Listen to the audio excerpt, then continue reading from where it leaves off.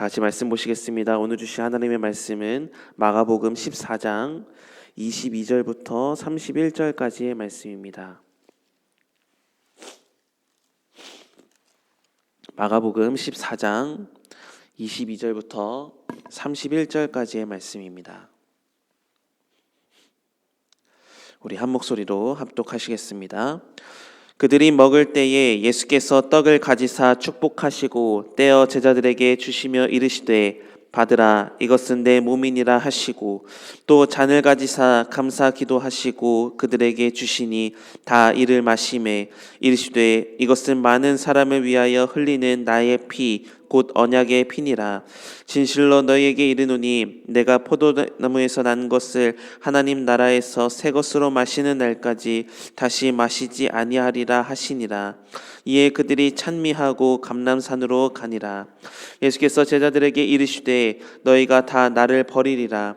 이는 기록된 바 내가 목자를 치리니 양들이 흩어지리라 하였음이니라.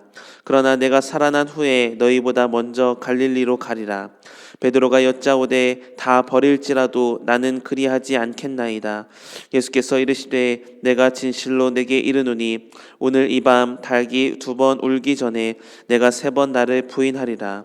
베드로가 힘있게 말하되 내가 주와 함께 죽을지언정 주를 부인하지 않겠나이다 하고 모든 제자도 이와 같이 말하니라. 아멘. 예수님께서 이 땅에 오신 목적이 무엇인가 라고 말을 한다면 그 중 하나는 섬기기 위함이다 라고 말할 수 있을 것입니다. 마태복음 20장 28절의 말씀을 보면 인자가 온 것은 섬김을 받으려 함이 아니라 도리어 섬기려 하고 자기 목숨을 많은 사람의 대속물로 주려 함이니라 이렇게 말씀하세요. 실제로 저와 여러분을 포함해서 모든 인류의 생명을 구원하시기 위해 예수님께서는 친히 화목제물로 이 땅에 오셨습니다.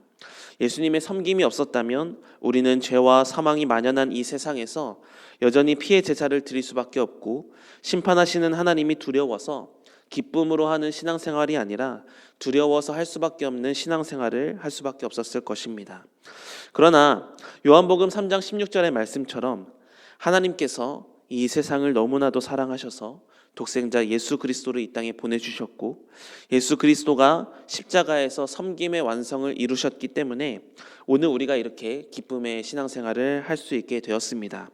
그러므로 예수님의 섬김을 늘 기억하며 감사하며 살아가는 우리의 삶이 되어야만 합니다. 오늘 본문은 예수님께서 십자가로 나아가시기 전에 제자들과 유월절 만찬을 나누시면서 자신의 대속적인 죽음을 제자들 앞에 심어주는 장면이 다시 등장을 합니다. 예수님께서는 떡을 들어 축복하시고 떼어 제자들에게 주시면서 이렇게 말씀하셨습니다. 받으라, 이것은 내 몸이다. 성찬의 떡은 우리를 위해 내어주신 주님의 몸을 상징한다는 것이죠. 그러면서 성찬을 하면서 우리가 떡을 먹는 것은 주님의 희생을 기억하는 것입니다. 예수님은 우리에게 당신의 온 몸을 내어주셨습니다. 예수님의 십자가는 곧 예수님의 희생이며 섬김입니다. 예수님이 죽고 우리가 살게 되었다라는 것이죠. 요한복음 6장 35절에는 이런 말씀이 있습니다. 예수께서 이르시되 나는 생명의 떡이니 내게 오는 자는 결코 줄이지 아니할 터요 나를 믿는 자는 영원히 목마르지 아니하리라. 그러므로 우리가 성찬을 거행할 때마다 성찬식에서 떡을 먹을 때마다 생명의 떡이시며 우리를 살리신 예수님의 그 희생을 감사하며 기억할 수 있어야만 합니다. 이어서 예수님은 제자들에게 포도주 잔을 나눠주시면서 이렇게 말씀하셨습니다. 이것은 많은 사람을 위하여 흘리는 나의 피, 곧 언약의 피니라. 언약의 피라는 말은 출애굽기 24장에서 처음 등장을 하는데요. 하나님은 이스라엘 백성들이 이 언약을 잘 지키면 모든 민족 중에서 하나님의 소유로 삼고 제사장 나라와 거룩한 나라가 되리라 라고 출애굽기 19장 5절 6절에서 이스라엘 백성들과 언약을 맺으셨는데요. 이 하나님과의 언약 관계를 올바로 맺기 위해서 하나님은 시내산에 이스라엘 백성들이 도착하자 아론과 나답과 아비후 그리고 이스라엘 장로 70명과 함께 여호와께로 올라와서 멀리서 경배하되 모세는 여호와께로 가까이 올 것을 요청하십니다. 이에 모세는 아침 일찍 일어나 산 아래에서 제단을 쌓고 번제와 화목제를 드리고 모세가 언약서를 가져다가 백성에게 낭독한 후에 피를 가지고 백성에게 뿌리면서 이렇게 말을 했어요. 출애굽기 24장 8절의 말씀인데요.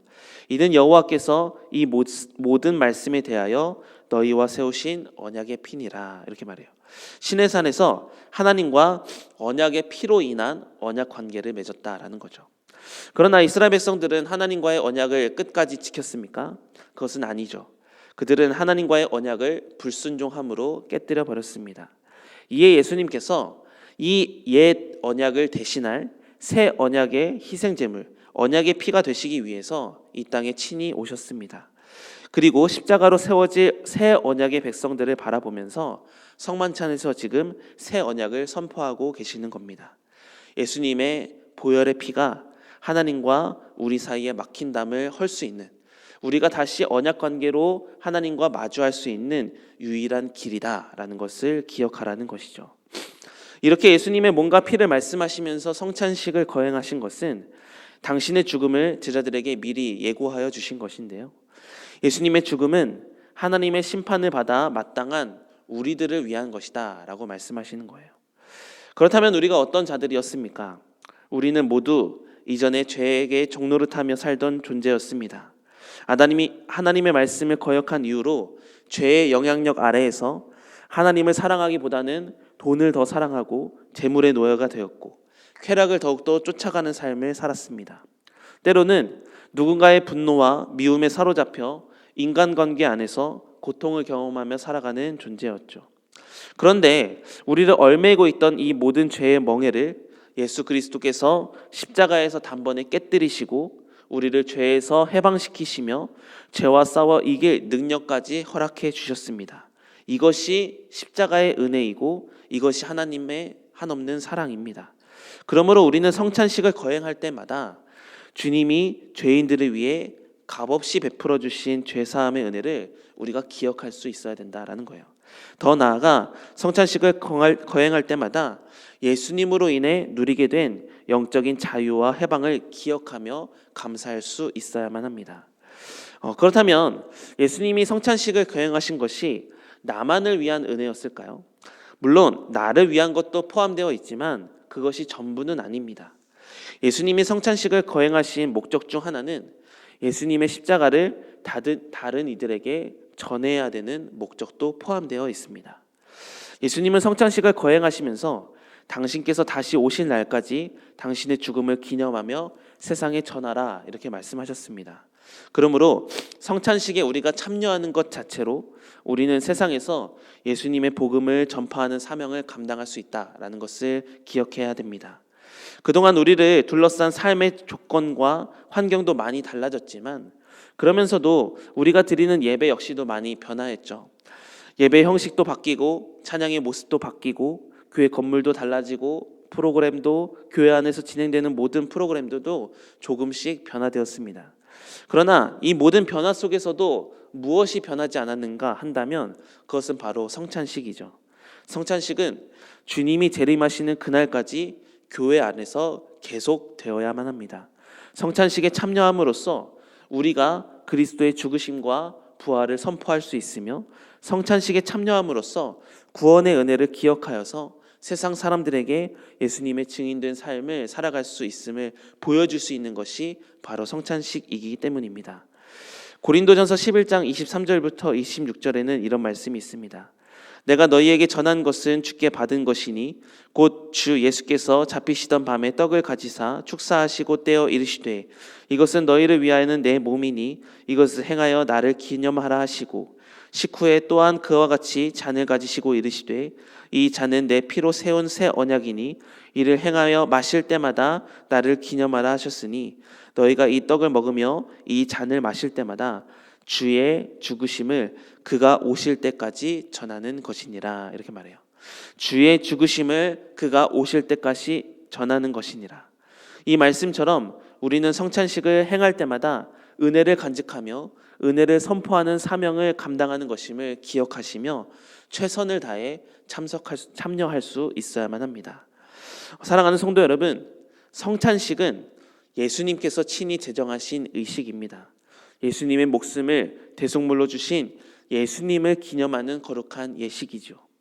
십자가의 은혜로 구원받은 우리는 주님께서 다시 오시는 그날까지 이 성찬식을 소홀히 해서는 안 됩니다.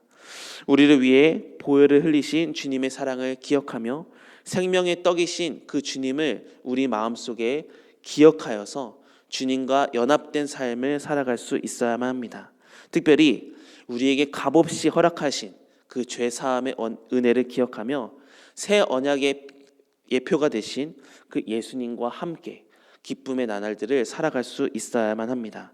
주님의 몸과 피를 받은 우리이기 때문에 이제는 예수님을 자랑하며 예수님을 기억하며 예수님을 증언하며 살아가는 우리의 인생이 될 수 있어야만 합니다. 바라기는 우리가 성찬식을 거행할 때마다 또 여러분이 신앙생활을 살아갈 때마다 예수님을 마음속에 기억하시기 바랍니다. 그리고 예수님과 상관 있는 자로서 예수님과 함께하는 자로서 그 은혜를 누리며 살아갈 때 그 주님의 십자가의 보혈의 은혜가 우리 안에서 더욱더 선명해질 것이며 주님이 다시 오실 그날까지 이 믿음이 변하지 않게 될 줄 믿습니다. 바라기는 예수님을 자랑하며 예수님으로 인해 감사하며 살아가는 인생이 다 되시기를 주님의 이름으로 축복합니다. 기도하시겠습니다. 사랑의 주님, 감사합니다. 썩어져 죽을 수밖에 없는 죄인들을 위해서 주님은 주님의 몸과 피를 우리에게 다 쏟으시면서까지 우리를 사랑해 주셨음을 다시금 기억하게 하여 주시옵소서. 주님을 기억하라고 성찬식을 우리에게 허락하여 주셨으니 성찬을 거행할 때마다 주님의 사랑과 은혜를 기억하게 하여 주시고, 우리는 그 주님의 은혜를 기억할 수 없는 연약한 자이지만 주님께서 우리에게 베풀어 주신 그 십자가의 공로를 기억하면서 다시 한번 주님의 사랑을 붙드는 우리의 믿음이 되기를 원합니다. 주님과 함께 상관 있는 자로서 날마다 살아갈 수 있는 믿음이 될 수 있도록 은혜를 베풀어 주시옵소서. 오늘 하루도 주님 앞에서 드려지는 모든 기도 제목들이 주님 안에서 이루어질 수 있도록 인도하여 주시옵소서. 하나님만이 주실 수 있는 은혜가 우리에게 꼭 필요합니다. 주님의 은혜를 받아 누리며 살아가는 복된 한 날이 될 수 있도록 주님 축복하여 주시옵소서. 감사드리며 예수님의 이름으로 기도드립니다. 아멘.